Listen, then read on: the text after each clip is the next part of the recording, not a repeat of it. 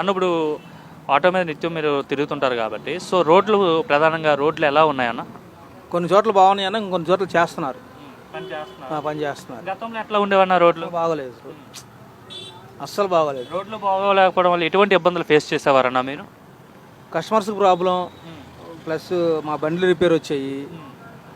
దానికి తోడు మనకి టైం సేవ్ అయ్యేది కాదు మెయిన్. ఇక ఆ రోడ్లకి వెళ్ళటం అనవసరంగా వెళ్ళేవాళ్ళం కాదు. అసలు గత గవర్నమెంట్లో అసలు పట్టించుకోలేదా రోడ్లు? అసలు రోడ్లు అనేది అసలు లేవు, ఇక దాని గురించి మాట్లాడాల్సిన అవసరం లేదు. ఈ గవర్నమెంట్ వచ్చిన తర్వాత ఇప్పుడు వచ్చి 6 నెలలే కదా అయ్యింది స్టార్ట్ చేసేది. అంటే సంక్రాంతి లోపు గుంతలన్నీ పూర్తి చేయాలని చెప్పి చంద్రబాబు గారు ఆదేశాలు ఇచ్చారు. సో అది గ్రౌండ్ లెవెల్లో చేస్తున్నారు. అది వర్క్ చేస్తున్నారు. రిమైనింగ్ ఇంకా చూసుకుంటే అభివృద్ధి కానీ ఎలా ఉండబోతుంది అంటారు చంద్రబాబు నాయుడు గారు?